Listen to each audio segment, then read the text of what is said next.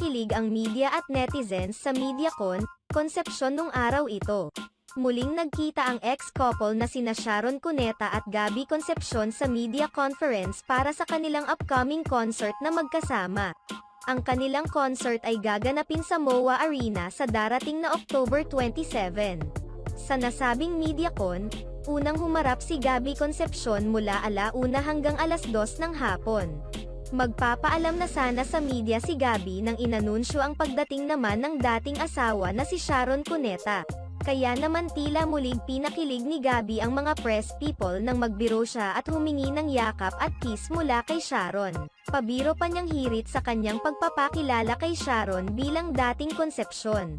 Tila wala naman ito kay Sharon at nakipag-photo op pa kay Gabby.